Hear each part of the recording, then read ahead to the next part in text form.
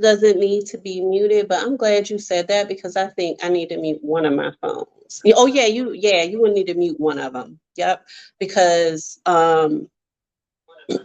because we'll get feedback if you don't. Okay. I'll just cut the volume all the way down. Yeah, that was really delayed. Wow, I wasn't expecting it to be that delayed. Okay, so you should see like a little. Okay, there you go. All right, we're both live. Okay, you should be here on Instagram, and then we're also streaming on YouTube and we're on Facebook. All right, so let's go ahead and get started. Hey, Yes. Sparkles. Welcome Hello. to another inspiring, empowering episode of Sparkle Saturdays.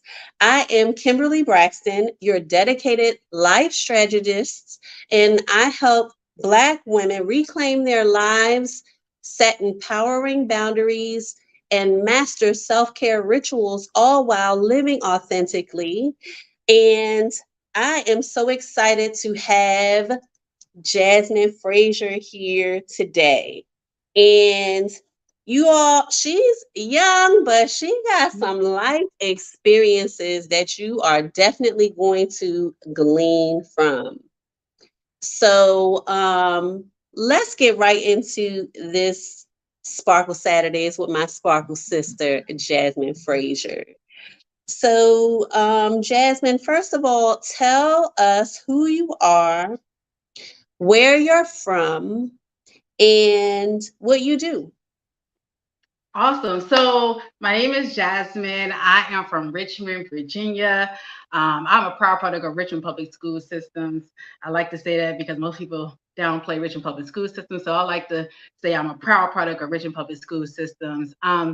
Right now, I am definitely into college access. So I help a lot of young, marginalized youth get into college and apply to college, and I walk them through the whole process of that. I'm a first gen, so I'm first generation college student. So I was the first one in my family to get a bachelor's degree.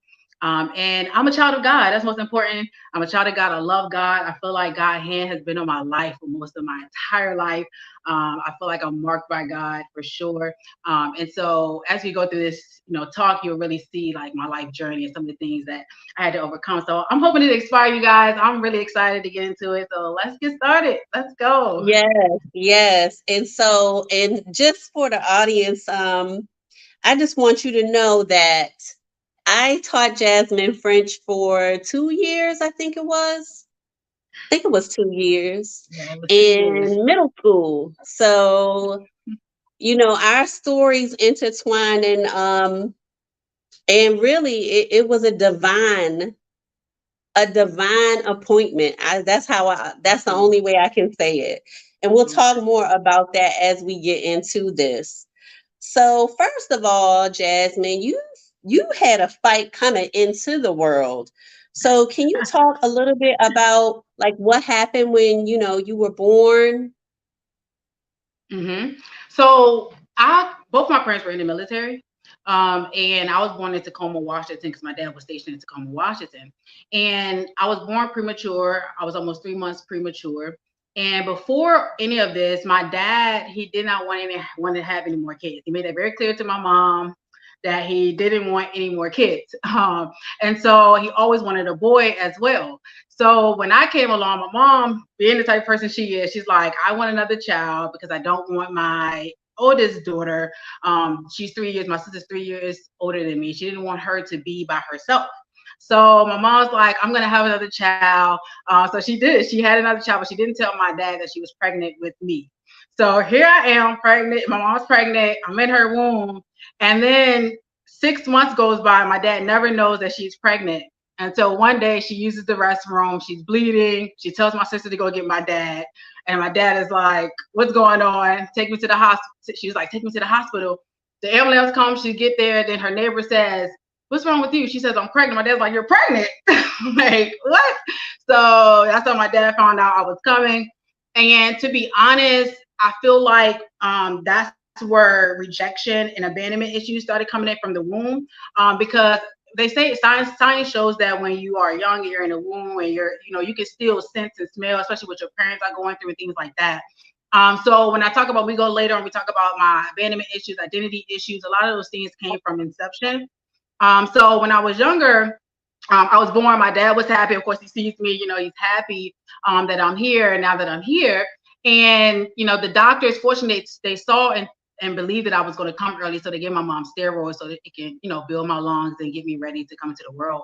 And so fortunately, I survived. I stayed in the hospital for a little while until I was able to come home. So I go home, and then lo and behold, a couple of months later, my mom found out I cannot hear. So it was my mom said it was my aunt who was vacuuming the floor, because she was living with us in Tacoma, Washington. And when she was vacuuming the floor, she was cutting the vacuum on, and all my cousins would jump, but I would just sit there. And she was like, something's not right. And they kept playing with it. And come to find out, I couldn't hear. So my mom was shocked, because I always respond to her and I always interacted with her. So she was like, she would never have figured I couldn't hear. So we went to the doctor. They tried once with tubes, it didn't work. They tried again with tubes, it didn't work. And the third time, it was like, if it doesn't work this time, there's not nothing they can do. The third time it worked, and I was able to hear. And so we went through that. And then a year later, we're talking about a hole in my heart. So then I had to have open heart surgery soon after that. And so all of this is happening in the midst of, like, my sister, she's young too. She's only like 3 years old when I'm coming into the world. So I can only imagine all the stuff that she had to go through mentally, and the stuff that she's processing as a young child, especially having a sickly younger sister. But yeah, so most of my childhood came from the abandonment issues, the rejection issues that I faced later on in life was started in inception. And then from there, I just went through a lot of medical issues, from the hearing problem. Then I ended up, because of that, I went to speech therapy. There was a lot of stuff I had to do to kind of catch up to my peers and things as I got older. And then we talk about heart surgery and going through that process. And then I finally got to a place of stability when I got to about, I think probably around 4 or 5 years old. I was probably at a place of stability where my health came to like a norm for a little while before the crisis started to come. So yeah, right. That's a lot. That's a lot. It's a lot. Hey Jessica, I see your sister is on. Hey Jessica, hope you're doing well in Florida. That's a lot. Some of those things I didn't know about, like some you had shared with me, but some of those things I didn't know about. So so let's talk about like when you got to middle school. So I remember because you were like one of my top students, okay? And then all of a sudden, like, you were gone for weeks. And I was like, what is going on with Jasmine? This is unlike her to be absent this many days in a row. And I think I may have called your house to find out what was going on, because, well, one of the students told me that you had to have I think they say you had to have a surgery, but let me ask you the question. So later in middle school, you ended up having another health challenge. So could you tell us what happened? So it was I never forget it, because I was a basketball player, and you can tell me I was not going to the WNBA. I was good. Like, in my mind, I was good. So right after we had won the championship basketball game in 8th grade, I believe it was not even like days later, I ended up, I loved hot Cheetos and hot fries, anything hot. So I was almost like addicted to hot fries and hot Cheetos during this time period. So I'm on this high of like I just got the championship game. I scored. I did really good. It's like the best game of the season. I'm on this high, and I'm eating my hot fries and hot Cheetos. I'm laying on my mom's bed.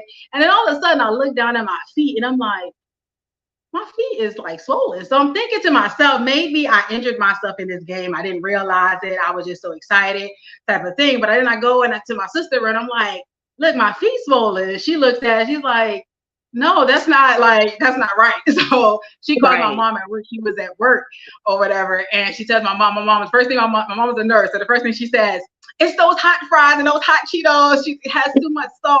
So I was like, she's like, stop eating them right now. So I had stopped eating the hot fries and hot Cheetos, got in the bed. She came home the next morning, and as soon as she come home, she wants to see like what my body is looking like. Now, by the time she gets home, now we got elephant feet. My feet is huge. Like my legs are huge. It's a lot of fluid. So she's like, come on, let's go. We're going to the hospital. So she took me to Fort Lee because I was on a base. And you have to get referrals to go to any other hospital. So we had to go to Fort Lee first. So we get there. The lady's looking at me. She's like, we've never seen this before. She's like pushing my legs in, all kinds of things. So they do these tests. And they're like, okay, we're going to get back to you later. Mom's like, no, you're not. we're gonna do something now. And like, this is serious. Like she has a lot of fluid on her body. So literally the next day I was literally in BCU at the hospital with Dr. Chada, and that man, he's so smart. He looked at me, first time seeing me, he looks at me and he's like, I think I know what this is. And he's like, so he started examining my body. He says, I think this is lupus. So my mom, she just cries immediately. She don't even know what it is. I don't know what it is. So she's crying. I'm crying. I'm like, Lord, I know. I'm like, Lord, you spared me so many times. I've just felt like this may be it for real. So we had no idea what lupus was. We had not one idea. Long story short, we ended up finding out like people live with it, people get treated. I had a kidney biopsy, found out I had a kidney disease that was associated, which was causing the inflammation, the fluid in my legs and things of that nature. And so for me being that young, you're talking about self-esteem issues, you're talking about, your body stretching 40 pounds literally overnight. You're talking about when pregnancy, you get pregnant, you're stretching over time. This is 40 pounds in one night. This is a lot of weight, a lot of stretching of the body. And so I'm dealing with self-esteem issues, and I have to go back to school. So I go back to school, and I never forget, like young people, they don't know at the time what they're doing and what they're saying. And so I remember a moment I came back to school, and like these people, they kept saying, like, it was two girls, and one of them was like, oh, I think she has cancer or whatever. And they were just talking, I'm hearing them, but I'm like, I can hear you, like type of thing. Right, and so all right. those different things were like really impacting me, little things people were saying, comments. And so you're dealing with like self-esteem, image, all these different things throughout my middle school, the rest of my middle school time. But yeah, that's how I found out. And then I seen you, it definitely was divine, because that's when I had saw you. I remember I was at my locker room and you were passing. You were like, where were you at? And I was telling you about me even having lupus. I was like, yeah, I got diagnosed with lupus. You was like, oh, you don't have to take that. I was like, you don't have to take that. So from then we were like, oh, I got to figure out what she's talking about. Like, what is she talking about? Like, I'm about to die. She always thought I don't got to take this. So that's when I started like being a little bit more curious as to what you were talking about when you said that. Yes, So, because he's a healer, right? He's a healer. Yeah. So yeah, and that's kind of how we connected beyond school, because I think it was another parent, and we took you back into the science lab where nobody could see us, and we laid hands on you and prayed for you. And that is what connected, like we've been connected ever since, right? Ever since. I mean, that was the first time I've ever heard speaking in tongues. I was so shocked. I was like, oh my God. Everything was awakening at that moment. I was like, oh, this is real. I knew God, but I never knew him as a healer. I knew, I was raised in the Baptist church. I love Baptists, but I never heard of him actively healing people with things like that. So it was the first time I hear like this idea of being healed, this idea that this God is like living and, stuff like that. So I was like, this is real. So that just started my whole journey of, I got to figure out this God that heals, basically. And so that's when my quest for God and my desire for God became a lot more stronger. So yeah, that was one pivotal moment in my life I would never, ever, ever forget. So yeah, thank you for standing there, for representing. You were representing God, and I'm like, that's how you got to be. You got to be in those moments where it's like you never know when the time gonna come where somebody needs it, and that one thing you do can literally pivot them into the direction towards God. So thank you for your obedience, and Amen. That changed my life. Amen. Amen. And I think that's a big part of really what connected us and sustained our relationship for all these years. And I'm Yeah, thankful for it. I'm so yeah. thankful for it. So let's go into the college years now, because I read your bio, okay? I read your bio, and it's funny because I think back to the times where you would call me sometimes and just be, "Mi- Mi- Miss Braxton, I'm so stressed out. I'm so stressed out." No, I get it. I get it. It's like, this is okay. What inspired you to go for not one, not two, but three undergraduate degrees during your years at at University of Maryland? Look, stress. My sister can testify too. I was what? I'm ready to quit today. Yes, I mean, and that's the thing.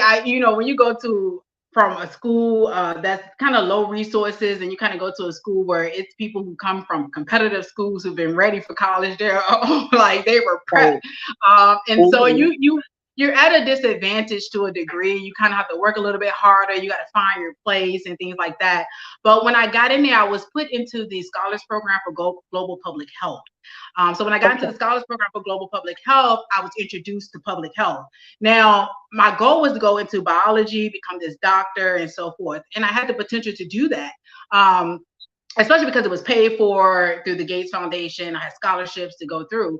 And I did research projects, all that stuff to prepare me to be a doctor. And it was good. I did well.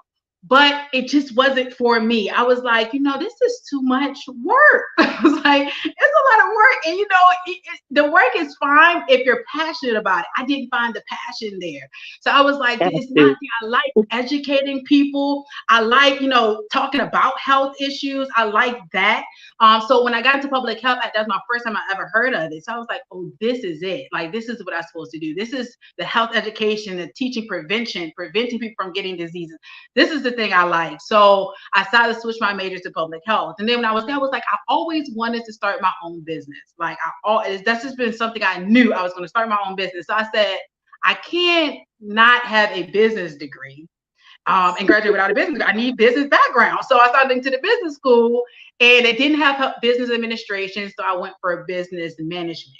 So I went ahead and said, okay, you know what? We have one of the top business schools in Maryland, in the US actually, and I'm going to apply. And if I get in, I'm going to do business. So got in, did business. So then I get to my senior year, and I'm like, I went on a trip. We went to Washington State and Oregon. We went to Washington State. It was somewhere in California.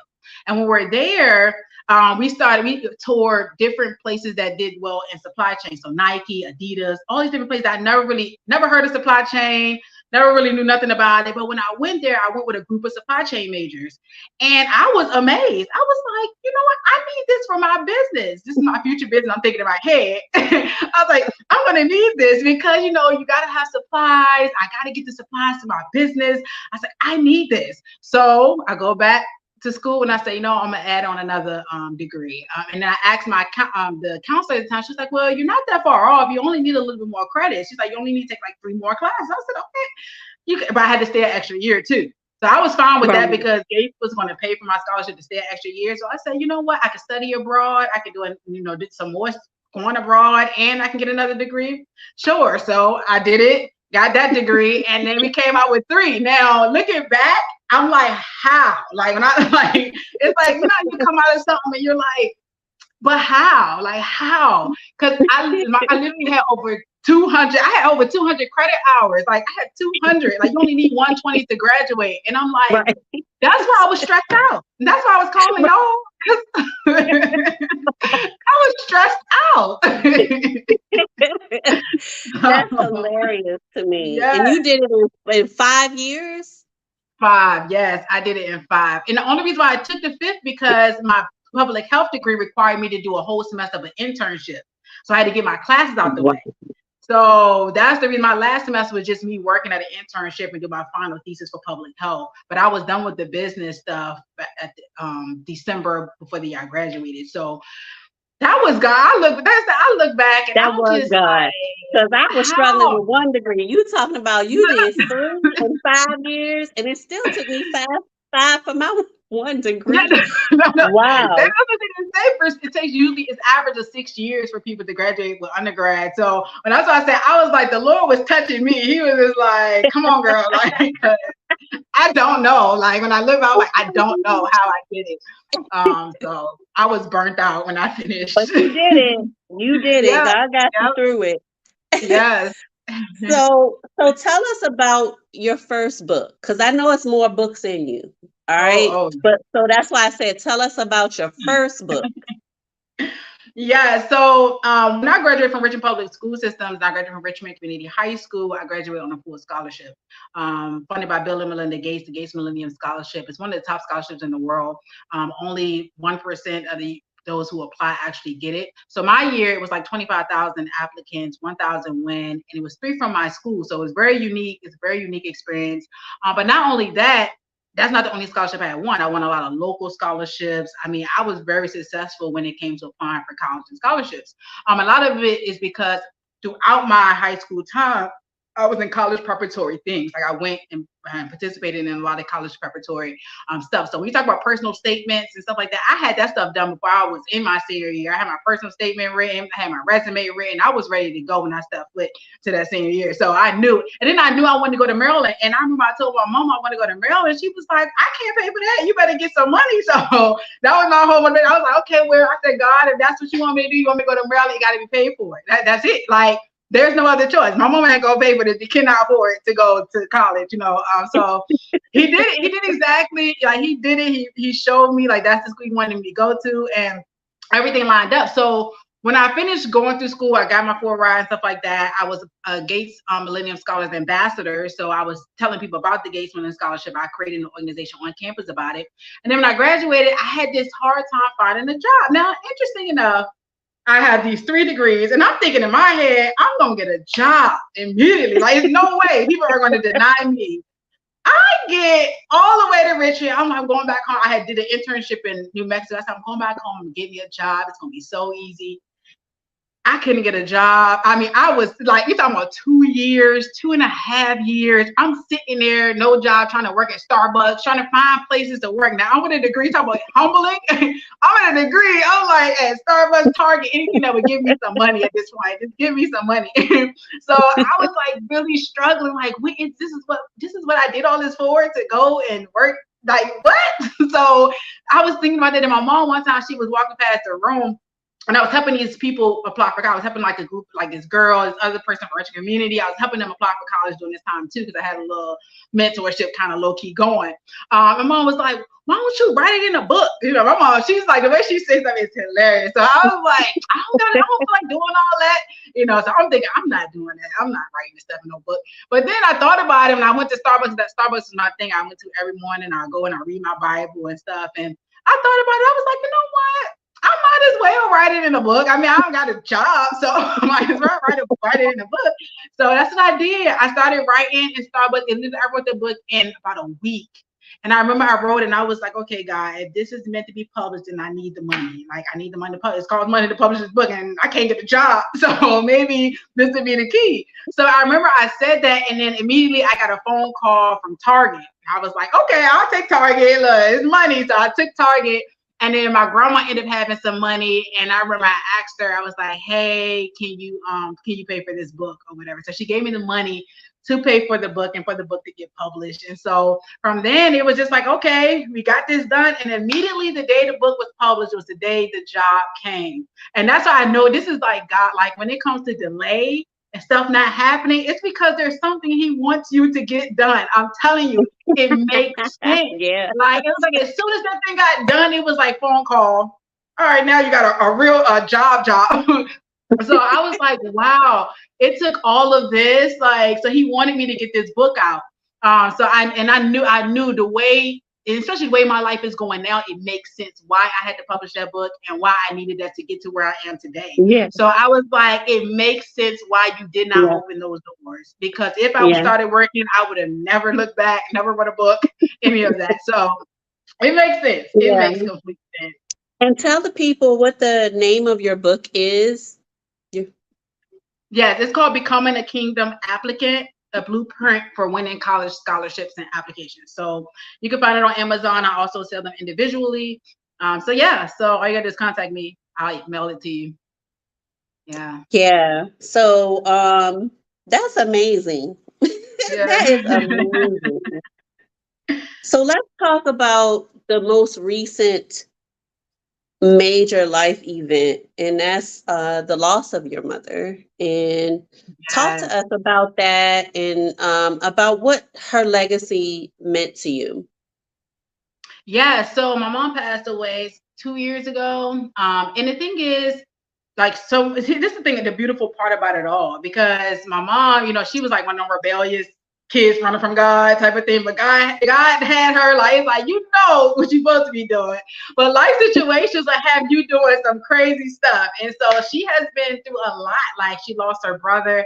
It was a lot of trauma things she's been throughout her life. And because our family didn't have a lot of spiritual history and like didn't have a lot of languaging for stuff, I think for her, she was navigating through that stuff on her own, and if anybody else, you find coping mechanism and things to help you through. And so when me and my sister, it's crazy because me and my sister, we got saved and like we're like going for God, and we used to always tell Mama, you need to get saved. Like, you need to start in that, get saved. Like, so the Lord knows, like, we used to be like, you need to get saved every time. And so we used to always tell her that, but she knew, in her heart, I feel like she knew the Lord, but she also knew she was running. And I knew because when she had gotten sick, I heard her pray one time. She was like repenting to the Lord, and she was like, I knew that you were calling me. I knew that I was supposed to be doing something. And she was like, but I made a decision to run. And I was like, whoo. She's honest, like that, like that's how she ran. And so, but to see her kids be able to minister and stuff like that, I think that fulfilled her a whole lot. And so yeah, so when she got diagnosed with cancer, I it's a prayer that I've been praying for a long time, and that desire for her to be saved. So God had to use that experience to slow her down, and then to realize like, hey, let's get it right, let's get it together. So she ended up repenting, getting her life together, wanting God, pursuing God wholeheartedly. And so it was nice to see that, because I didn't think I was going to see it in my time. I'm thinking about, is she going to ever get saved? So to be able to see my mother, and be able to be at home to, be with her throughout this process and see her growth in God was just amazing. So throughout that time, I was having faith that she was going to live. Christians, we like, you shall live and not die. We're going to profess every word, every Right. word.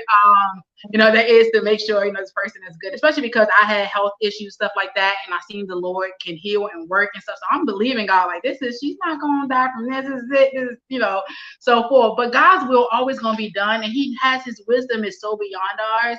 And so for me, it's like, even though I had faith that she was going to live and stuff like that, my mom was ready. She was ready to go. When some people will, and their will is that I'm ready, you can't break a will. It's like, this is what they want.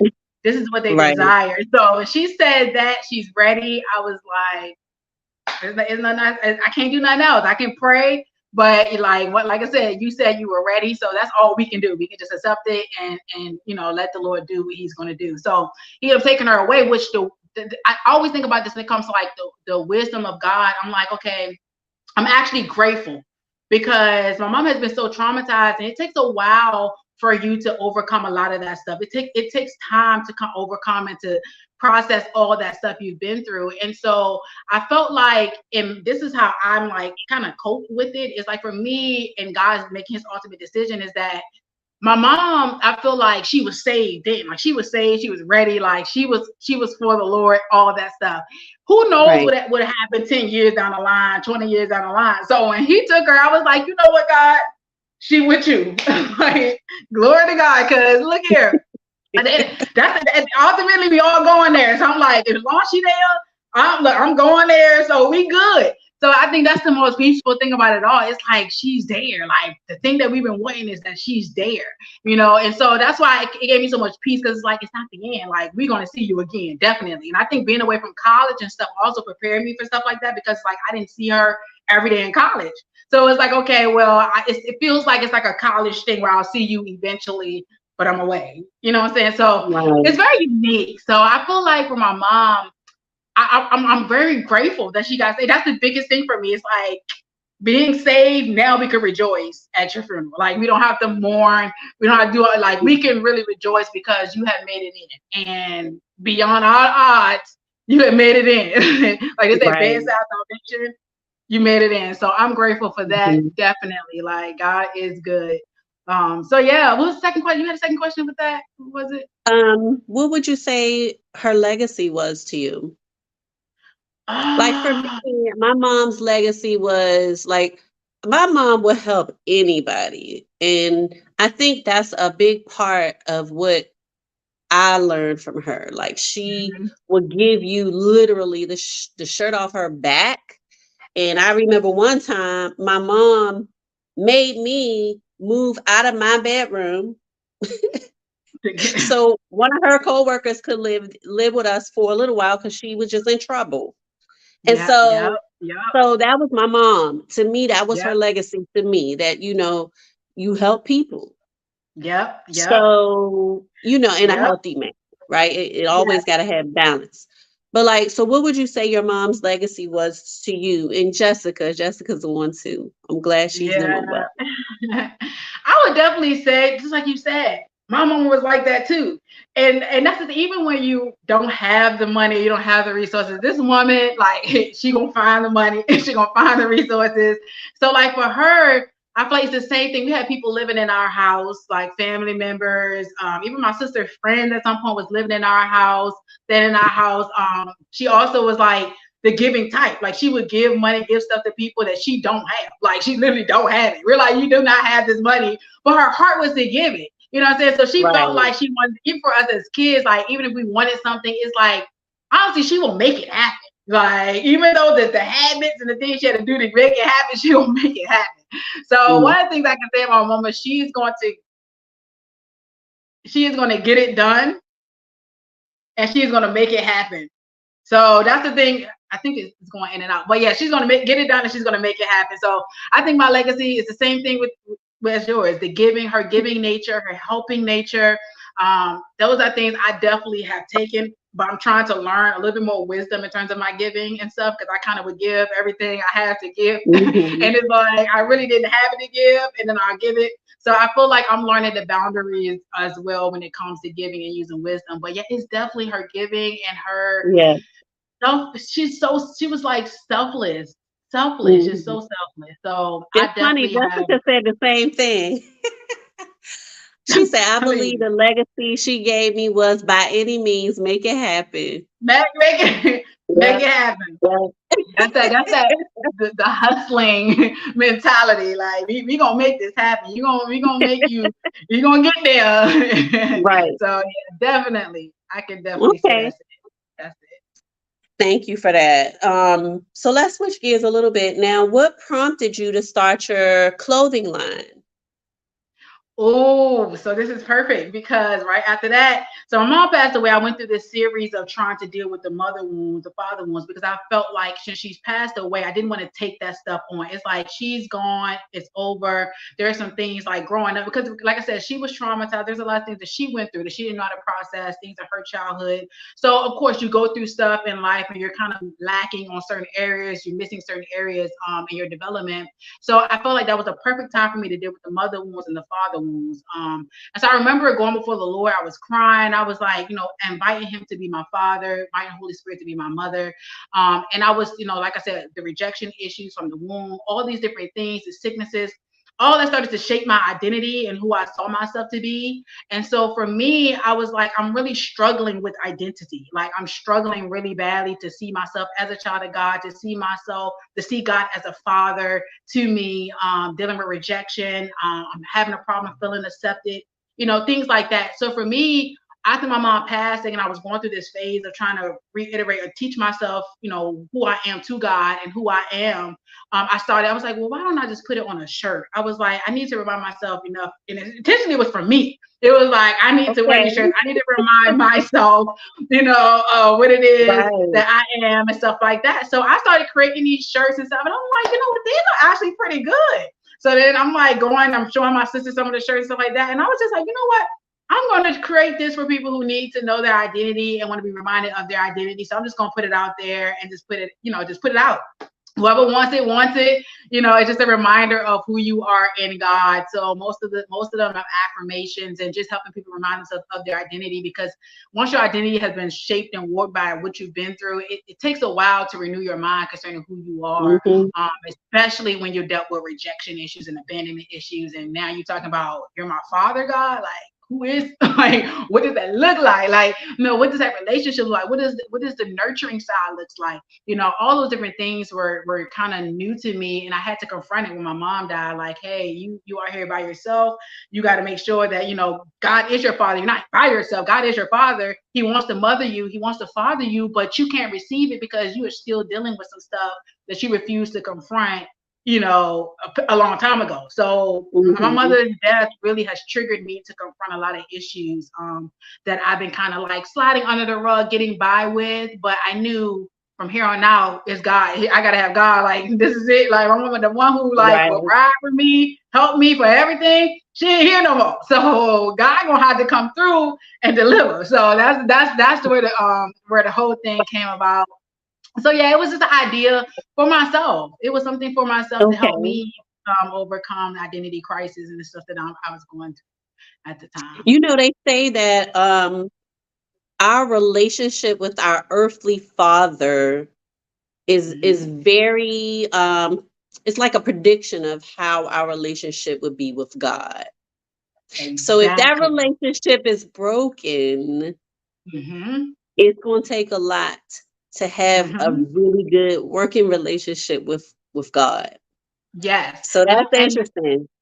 And yeah, and this is the thing I also, because even the mother issues too, because Holy Spirit is like a mother. He has mother traits. So like in terms of like nurturing, he's a comforter. Those are things that your mother teaches you early, you experience through your mother. But when there's trauma there, they don't know how to nurture you. Don't know.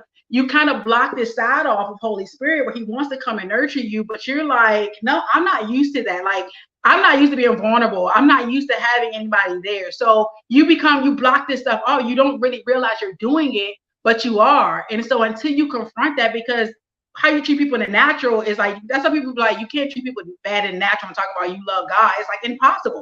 It's like, because the reality is these people you see, like you see these people. So it's like, it's the same thing with God. That stuff to translate over. And so if you have a parent, and no parent is perfect. Don't get me wrong. No parent. I don't care how good you think you are. There's some errors, some things you done missed out on. Depending on. Right.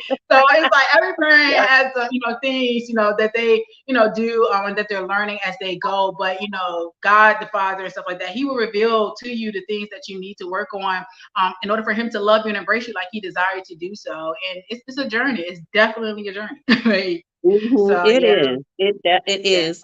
So let's talk about the big thing that I would never have predicted it. Knowing you, for so many years, how did you get into bodybuilding, and what are your goals for that? Yes. So I've always been athletic, right? So I've always been into basketball and sports and softball. But after the whole lupus thing, and then I got into high school, I got into college stuff. I was a serious person about life in general. So I'm like, I'm not getting a scholarship for basketball. I'm not going to WNBA. Throw it away. We're gonna focus on school. But I was still like into fitness and health and stuff like that. And I wanted to always be a person who models what they're teaching. So I'm in public health. I can't be telling you to eat right and doing all this stuff, and then myself, I'm not doing that either. So it's kind of like I gotta at least try to do right. I didn't want to be that. So for me, getting into the fitness journey and trying to like work out consistently and eating clean and learning how to eat clean is a part of me trying to do what I teach others, show others that they should do. So I started that whole journey doing that. And then also working out was just kind of like a stress reliever for me, especially during the time period when I couldn't get a job. So I was in the gym every day. Like, this is like this is my coping mechanism. I need to go here. I got to work out. So I was doing it every day, day, night. And the facility that I was working out in had like an amateur bodybuilding competitions. And I also knew that there were professional ones that some of the people that was working out there would go and do. So I was always curious. I was like, oh, they really transform, because they would transform like AB, you would see muscle. I'm like, what is that? So I was always curious and I wanted to do it, but the Lord blocked that one. So I was like, thankful that didn't happen the way it was like when I wanted to happen. I ended up going to Maryland, working and stuff like that. But I always had this desire to do the bodybuilding stuff.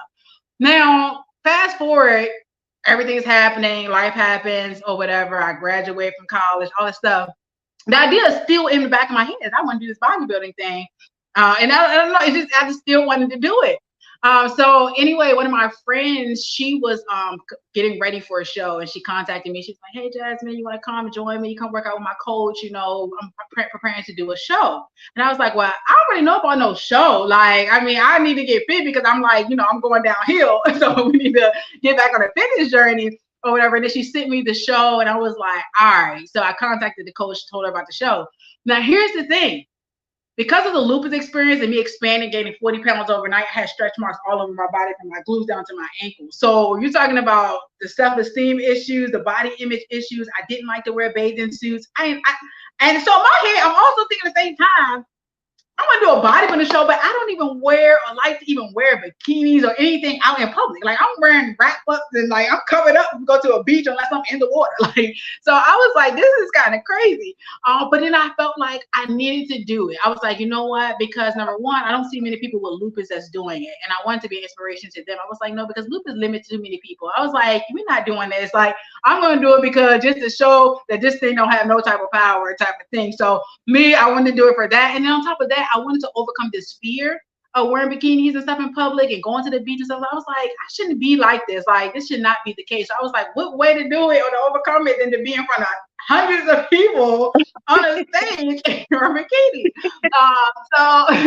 So I went through this journey of like my coach at the time walking me through this healing process as well, teaching me ways to kind of overcome some of the things that I had struggles with. And come to find out, most people in bodybuilding usually do that, or have some type of struggle, body dysmorphia. There's a lot of issues within the bodybuilding community in and of itself. And then on top of that, I'm also in training to get my personal training certification. So I felt like being a bodybuilder, being able to put I'm a professional bodybuilding on there would kind of boost that as well. So it's all strategic. Every time I think about that, it's very strategic. Everything I do is very calculated and very strategic. Yeah. I always like to build some type of way to something else. So, and when I did it, I loved it. I was like, this is amazing. Like, and I did this little gospel song as my little routine. And it was great. So I was like, I love this. I love working out. It gives me some type of goal, because sometimes when you're working out, it gets boring after a while. And I'm like, I need a goal. I need something to achieve. And so when you got to go into prep is extreme of extreme. You're talking about a discipline. You don't know discipline until you go into prep. You're talking about fasting. Like, you talk, this is a long-term fast. We going 3-4 months of fasting type of thing. So it teaches you discipline. It teaches you how to, like, control what you eat. It's a lot to it. So, and then 1% of the population can do bodybuilding. So to be a part of the 1%, I'm like, I did that. Like, even if I never touch a stage again, I'm part of the 1%. I can tell my kids. Wow. 1%. For the second time. 1% get the Gates Millennium Scholarship. 1% bodybuilder. You just in the at least 1%. Look, Mark, man. I just look, the Lord be on me. He be like, let me just help her, Lord. Let me give her some favor right here. Let me just either that or she gonna just go downward. Like, So he's definitely been with me for sure. So what are your goals for that? What are your goals for the bodybuilding? Like, what do you want to achieve? See, once I got started, it was like, for me, I can't stop something knowing I was so close. So I was so close to my pro card and becoming a professional bodybuilder. And I was like, I can't quit here. Like, there's no way. Like, I was like, I have to get this pro card because I've started something. I need to finish it. And so that's really big for me. And on top of that, I'm always trying to find unconventional ways to reach people for God. For me, I'm going to places that most people would never go into, and which is why it's important to overcome religion and all that other stuff. Because for me, most people are shocked, especially because I ministers are like, you would bodybuilder, what? So for me, it's like, I personally feel like I'm I'm sent as light in dark places. And so I love to be able to kind of like bring Jesus up, or do things to magnify Jesus at these random moments, at these random places that people would never have thought. And so that's why I was like, for me, I really want to. I already have my head set on like this grand finale when I finally go my last time out, where I have my individual routine, being like this gospel routine, but it's gonna be like a very powerful message. Like my mind is already made up. Like I already have this whole thing in my head. So to me, it's more so like I really want to bring God in this direction. I want to also show that you can do this without being perverted. Some people, it's certain routes now. Like you have to be very careful how you navigate certain places, because some people, they get into these arenas and then they become perverted, and then the original intention and motivation for doing it becomes corrupt. So that's one of the things I have to recheck my heart for. Okay, what are you doing this for? Don't go off a track, like, because once you get off a track and you start going down that lane, you got to cut this off, because it's only one way. Like only one way you can do this. So for me, I'm not naked on my page all the time. I'm not doing all that. I do basically what I'm supposed to do: workout clothes. I try to stay a little bit more on the conservative side because of what I'm trying to put across. I'm not really trying to put across this sexualization type of thing. I really want to put across a disciplined person, disciplined body, someone who glorifies God in everything that they do. And so that's what has become the course. I haven't got no crazy messages or no weird people contacting me or nothing like that. So I'm like, God, the image that I have out here is good. I don't have nothing that's crazy or weird people contacting me. So I feel like the image that I have is not, is more of a motivation, inspiring type of thing. Yes. I love that what you said. I'm always trying to find unconventional ways to reach people for God. That is a powerful quote right there. Yeah. So what's next for you? Oh, so of course I want to publish another book, right? And so now that I'm in college access, I'm getting a lot more knowledge. And plus it's time for me to revamp the book that I have anyway, because things have changed since I have, published that book. So I definitely want to do another book. But I also want to do one concerning my life and my childhood and some of the stuff like overcoming the rejection and things like that. But I'm still in my journey of overcoming a lot of stuff too. So I don't want to prematurely put stuff out, and I'm still kind of going through my process as well. So that's one of the things I've been thinking about, is really wanting to write a book. I started my master's in health administration at George Mason University, but the thing is, I had stopped. So I went, after I graduated from University, I went straight to George Mason to start my master's in health administration. And after the first couple, I think it was the first semester or whatever, I was exhausted. I said, no, cannot do this. But I said I was exhausted, but then I go to seminary and get 2 more. My mind is crazy. So I was like, okay, you know what? I ended up going, stopping my health administration. So I've been thinking about really going back to get that. But I also been questioning whether or not I should go for health administration anymore, because my route, I feel like now I have a closer idea as to what I'm called to do. So it's like health administration really is not where I supposed to have been in the first place.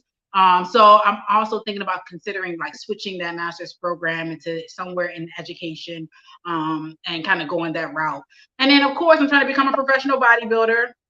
Train. My ultimate goal is to open up a community center, and this is where all of it is going to all come together, because my community center that I want to open, I really wanted to touch on the spiritual side.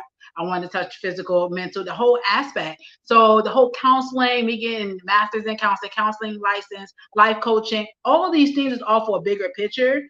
Because ultimately I do want to have a place, a facility where people can come in and be fed, similar to like the YMCA. So I kind of want something that is like, that's treats the whole person. So that's been my big vision. I'm like, I need a community center. I need to at a place where people can come and get educated about health conditions, preventative, like, even fitness, having trainers, all that, and so of course I have to walk through it first. So that's why my it seems like everything is all over the place. I have a very creative destiny, but it's gonna all make sense at that final. Yes, because it is. It is. We don't go through these things for nothing. All of it is for a greater purpose. And I love that. And so I love that with your community center, it's going to treat the whole person, because unfortunately, a lot of times the church forgets about the soul, the mind, the will, and the emotions, right? The Mm-hmm. church often focuses on the body and the spirit. Mm-hmm. And Mm-hmm. sometimes not even the body, but for real, the spirit. And Yep. Yep. so I love that. And for me, having been a person that has gone through 12-step recovery, which is, I Mm-hmm. believe, soul work, Yep. is so important for the church to include every facet of the person, because it all works together, right? Because if your Exactly. mind, your will, and your emotions are not right, then your spirit is not going to be right, and your body is not going to be right. That So I part. love that you are going to include all of that in your community center, and I can't Yeah. wait to see all this stuff unfold. Yeah. God willing, I'll be here to see it when you You get it look, all. look, we gonna pray. We gonna start praying now. We got to stretch Yes, a long life. Look, you let amen. me put it up.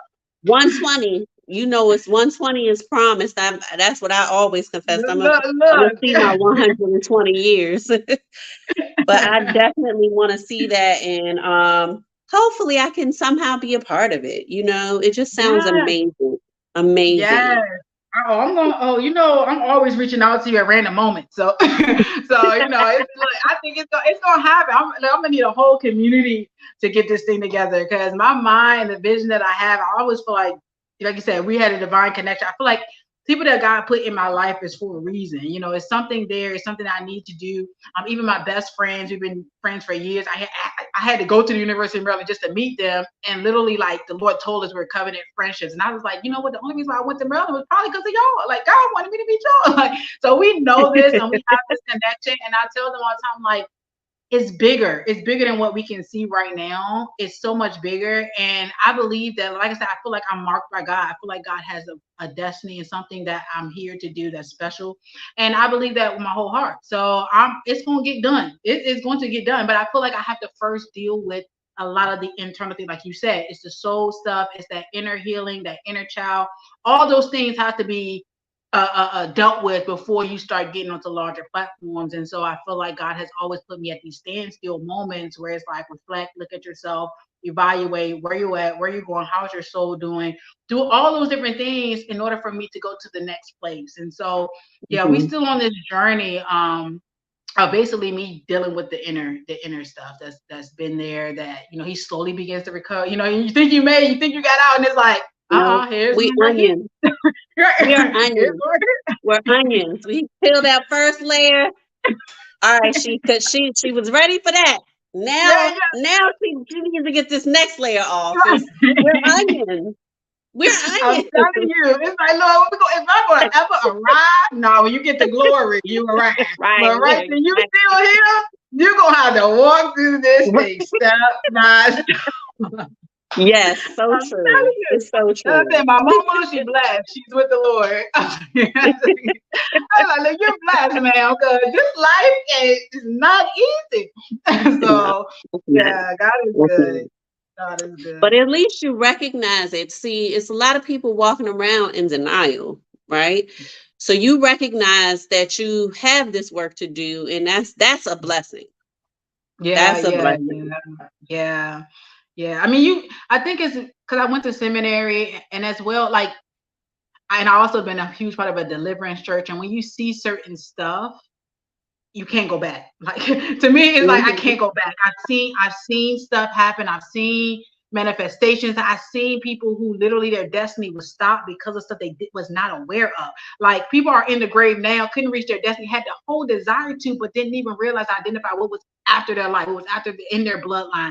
Those things you got to Mhm. know because it's coming for. If it's in the bloodline, oh, it's coming. Like so, you have to deal with that. You have to separate. You have to go through all that. So this deliverance thing is not a one-time thing. People get saved. It's you have to No, get delivered. You need to be going to get deliverance every year, every time you can, right.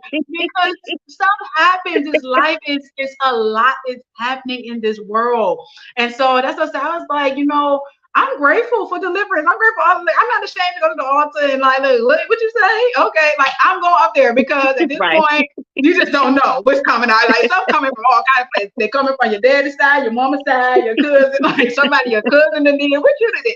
It's stuff like that. So I'm always ready for a good deliverance because I'm like, look, I don't know who in my family that did what. So at this point, we gonna cover it all. Right. Absolutely. Absolutely. I am so happy that you were able to do this interview today with me. And I want to ask you to tell the people how they can follow your movement and how they can keep up with you. Yes, I'm on social media, of course. Underscore Jazz Motivates on Instagram, Jasmine Frazier on Facebook. Most of the time, even and you see the link to my apparel line on my Instagram title, what they call it, the bio section. You will see the link to that. Like I said, if you want my book or anything, you can message me or you can go on Amazon. It's on there as well. Becoming a Kingdom Applicant. Yeah, you can reach me. I have an email, kingdomapplicant@gmail.com as well. You can reach out to me that way. But yeah, I'm like most people. I'm on social media. I had a website. I took it down because I'm still brainstorming as to how I want to launch what the next things I'm trying to do. So as of right now, those are kind of the only ways that I could be reached. Okay. I think you're more active on Instagram though, yes? Yes, because I'm following all the bodybuilders. I'm following all the bodybuilders. You know, it's the bodybuilders, and it's like you get caught up into a sermon message. You're looking at, so I keep up with the bodybuilding shows, all of that. So I'm definitely on Instagram the most. Okay, okay. All right. So you all in this underscore JAZZ, right? Motivate. JASS motivates. Oh, SS. So underscore JASS okay. motivates. All right.